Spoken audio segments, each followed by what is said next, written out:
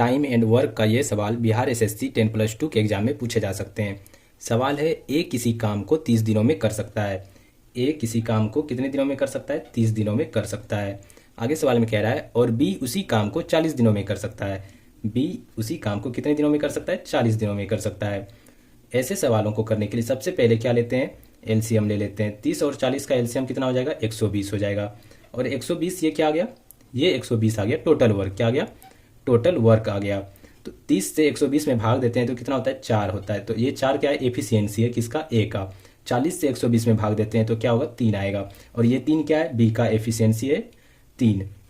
यानी एफिशिएंसी का मतलब क्या है कि ए एक दिन में कितना कार्य कर सकता है? 4 कार्य कर सकता है। बी एक दिन में कितना कार्य कर सकता है? 3 कार्य कर सकता है। आगे अब सवाल में कह रहा है 8 दिनों तक एक साथ काम करते हैं। ए और बी जो है 8 दिन तक क्या कर रहा है? एक साथ काम करता है।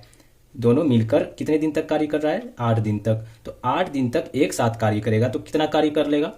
एक दिन में दोनों मिलके अगर करेगा तो कितना कार्य करेगा? 4 और 3 7 कार्य एक दिन में करेगा। तो कितना दिन कर रहा है? 8 दिन। तो टोटल कार्य कितना करेगा? 8 गुना 7 काम करेगा तो कितना हो जाएगा? 56 कार्य। 8 दिन में कितना कार्य कर लिया? 56 कार्य कर लिया। तो अब बचा कितना कार्य? 120 में 56 को घटाएंगे तो ये क्या होगा? बचा कार्य होगा। तो कितना हो जाएगा? 64 कार्य। शेष कार्य जो कितना बचा? शेष जो बच गया कितना बच गया? 64 बच गया।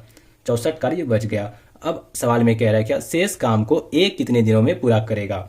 शेष काम कितना है? 64 है। और किनको करना है? ए को करना है। तो ए एक दिन में कितना कार्य करता है? 4 कार्य करता है। तो 64 कार्य को करने में ए को कितना दिन का समय लगेगा? तो 4 से भाग देना होगा। तो 4 से 64 कट जाएगा 16 बार में। तो ए को कितने दिन में करना होगा? कितने दिन लगेगा 64 कार्य को करने में? 64 दिनों का उसको टाइम समय लगेगा। ये हमारा सही आंसर हो जाएगा। ऐसे ही महत्वपूर्ण सवालों के जवाब जानने के लिए हमारे चैनल को सब्सक्राइब जरूर कर लें।